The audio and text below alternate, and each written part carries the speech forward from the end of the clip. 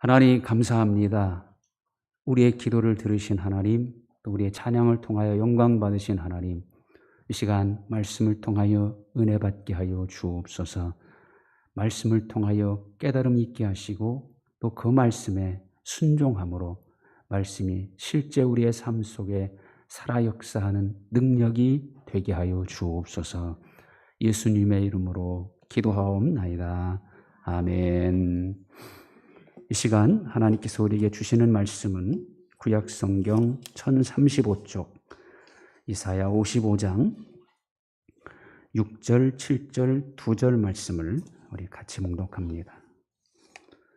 이사야 55장 6절, 7절, 2절 말씀입니다. 같이 봉독합니다. 시작. 너희는 여호와를 만날 만한 때에 찾으라. 가까이 계실 때에 그를 부르라. 악인은 그의 길을, 불의한 자는 그의 생각을 버리고 여호와께로 돌아오라. 그리하면 그가 긍휼히 여기시리라.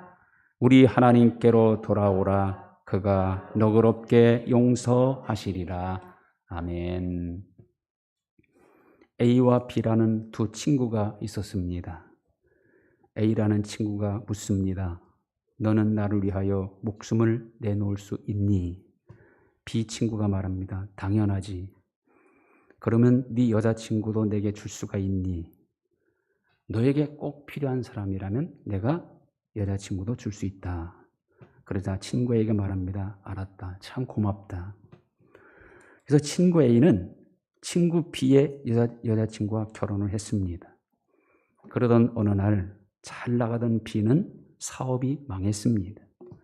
그래서 친구 A에게 도움을 청하러 갔습니다. 그러나 이 친구 A는 비서를 통해서 B에게 자기가 없다고 전달하도록 그렇게 말합니다. 친구 B는 몹시 실망하고 다시는 친구 A를 안 만나기로 합니다. 그러던 어느 날 거리를 돌아다니다가 길가에 쓰러진 어떤 할아버지를 발견합니다. 친구 B는 그 할아버지를 병원으로 모시고 가 치료를 받게 합니다. 할아버지는 너무너무 고맙다며 자기 재산의 절반을 친구 B에게 주었습니다. 친구 B는 그 돈으로 다시 사업을 시작해 또다시 잘 나가게 되었습니다. 또 그러던 어느 날 어떤 거지 할머니가 문을 두드리며 먹을 것을 구걸합니다. 친구 B는 그 할머니가 너무 딱해 보여서 자기 집에 들어와 가정일을 도와달라고 부탁합니다. 주인과 가정부 관계지만 둘은 모자처럼 잘 지냈습니다. 상당한 시간이 흐른 후 가정부 할머니가 좋은 아가씨가 있다며 소개해 주겠다고 합니다. 친구 B는 어머니 같은 분이 말하니까 거절하기가 미안해서 아가씨를 만났습니다. 그런데 만나자마자 한눈에 반했고 곧 결혼하게 됩니다. 결혼식披露宴에서 친구 B는 마이크를 잡더니 이렇게 말합니다. 저에게는 아주 친한 친구가 있었습니다. 저는 그 친구를 하여 여자친구까지도 포기했습니다. 하지만 그 친구는 내가 사업에 실패했을 때 나를 나 몰라라 했습니다. 정말 배신당한 기분이었습니다. 그러나 저는 그 친구의 예정을 못 잊어 오늘 저의 결혼식에 초대했습니다. 뒷좌석에 앉아있는 사람을 가리키며 저 사람이 바로 그 친구라고 말합니다. 그러자 가만히 앉아있던 이 친구 A가 마이크를 잡더니 이렇게 말합니다. 저에게도 아주 친한 친구가 있었습니다. 그 친구는 자신이 사랑하고 있는 여인이 창녀 출신인 것을 몰랐습니다. 그래서 저는 그 친구 병에 흠집이 갈까봐 그 친구의 여자친구와 결혼을 했습니다. 그러나 잘 나가던 친구가 사업에 실패하여 취직 자리라도 부탁하려 했는지 저를 찾아왔습니다. 전 소중한 친구의 자존심에 상처를 줄 수 없었고 또 저의 부하로 둘 수는 더더욱 없었습니다. 부모님들은 각각 시골에 떨어져 살았기에 우리는 서로 부모님 얼굴을 잘 몰랐으므로 저의 아버님을 길가에 쓰러진 척 연기를 부탁할 수가 있었습니다.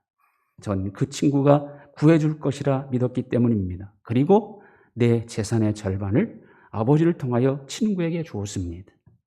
전 또 제 어머님을 거지로 변장시켜 그 친구네 가사 도우미를 하시게 했습니다. 그리고 제 여동생을 그와 결혼하게 했습니다. 오늘 이 자리에 있는 신부는 바로 제 여동생입니다.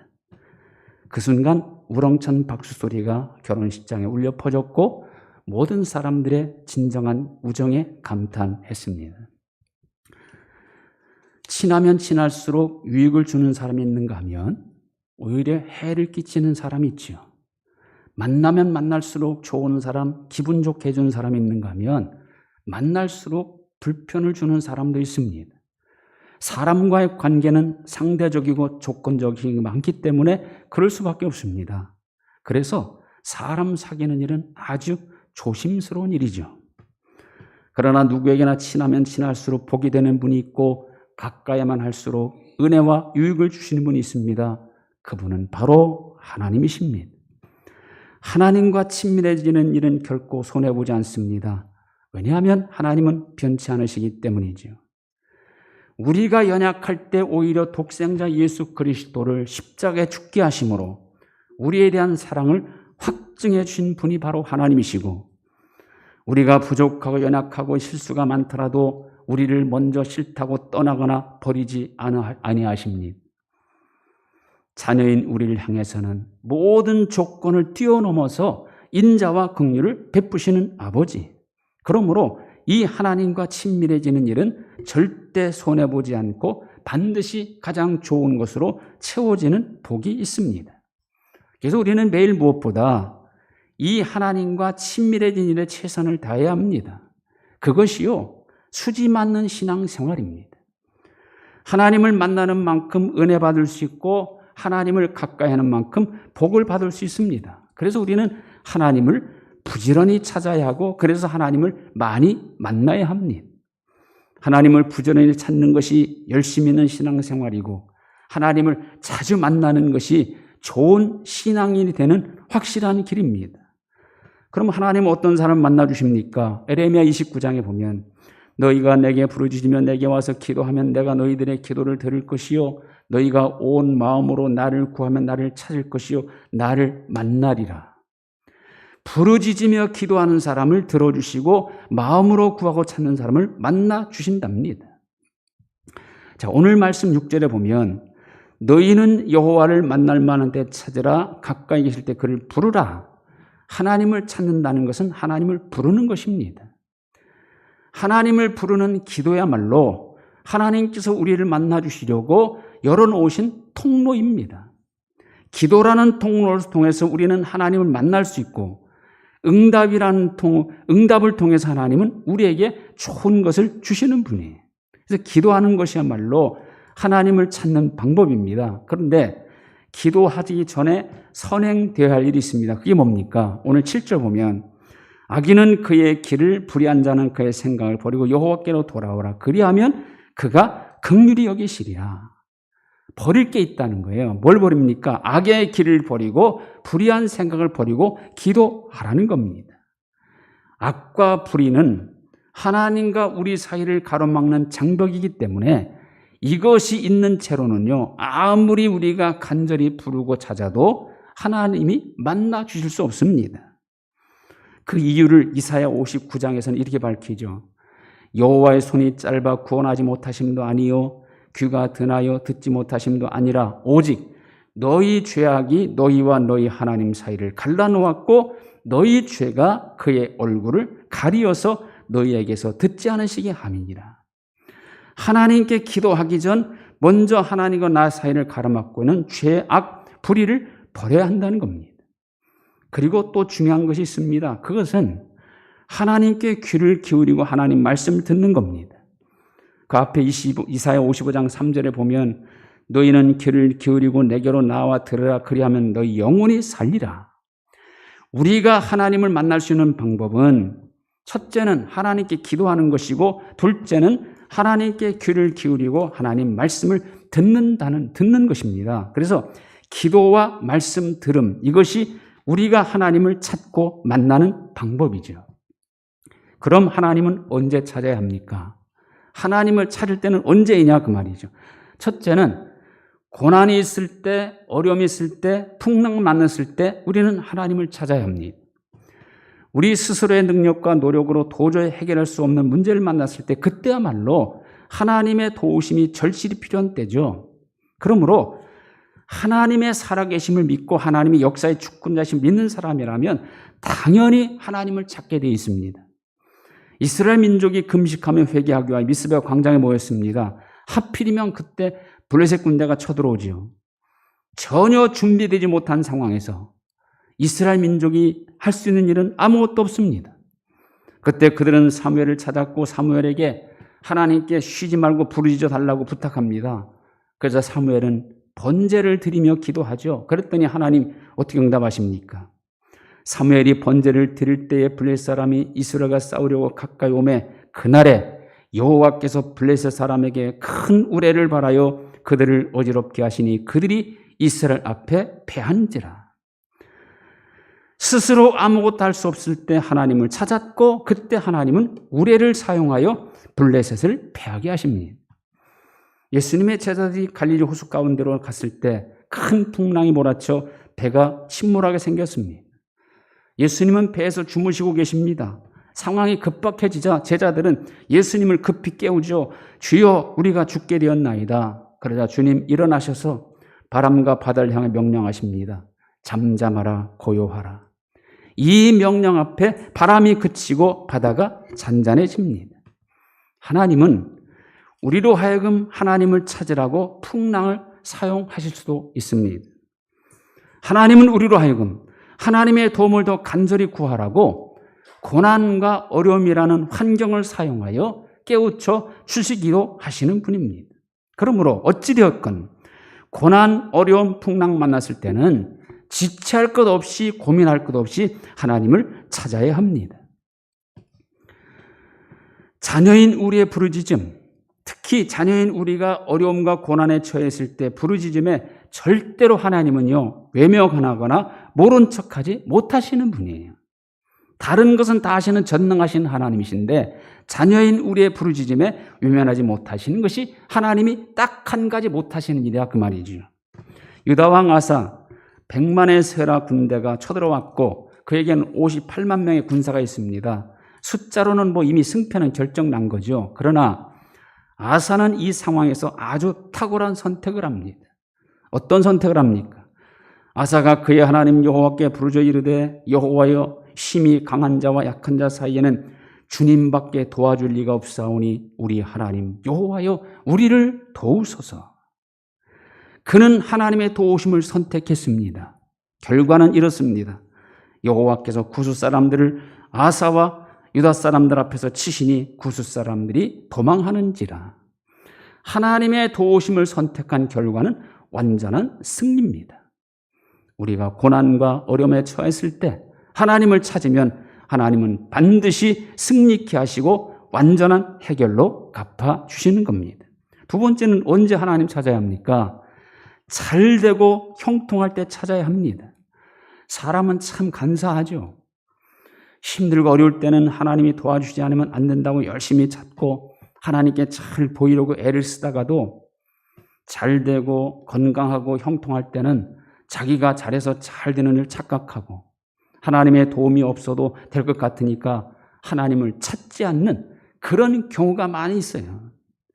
거기에 사람의 변덕이 있고 사람의 약함이 있는 겁니다. 여러분, 오히려 잘되고 형통할 때 하나님 더 찾아야 합니다. 그때 하나님께 더 감사해야 하고 잘되고 형통하는 것이 100% 하나님의 은혜임을 생각하고 은혜를 더 겸손히 구해야 합니다. 그래야 망하지 않습니다. 만일 잘되고 형통할 때 하나님을 찾지 않고 멀리하면요, 대개 사람의 경우는 교만에 빠지기 쉬워집니다. 교만에 빠지면 어떻게 됩니까? 성경은 분명히 단언합니다. 사람의 마음의 교만은 멸망의 선봉이요, 교만은 패망의 선봉이요, 거만한 마음은 넘어짐의 앞잡이니라.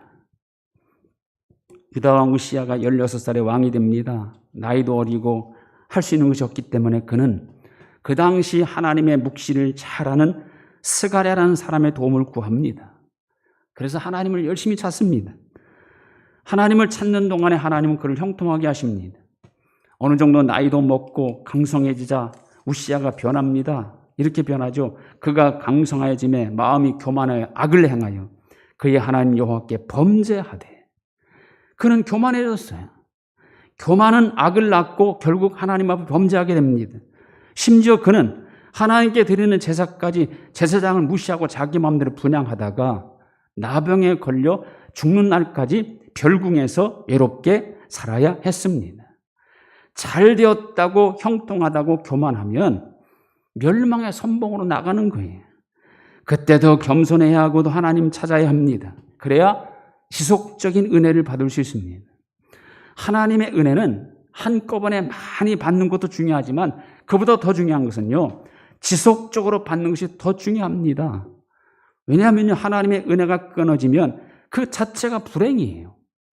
하나님을 멀리하는 것이야말로 하나님의 은혜를 스스로 끊어버리는 일입니다.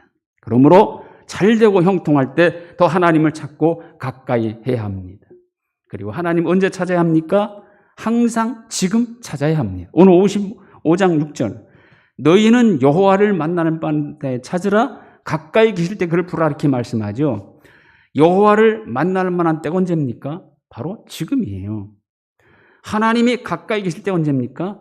하나님은 항상 우리 가까이 계십니다. 우리가 찾고 부르기만 하면 내가 여기 있다, 이렇게 말씀하시는 분이잖아요. 그러므로 항상 찾아야 하고 지금 찾아야 합니다. 내일 찾는 것은 안 찾는 것과 다르지 않습니다.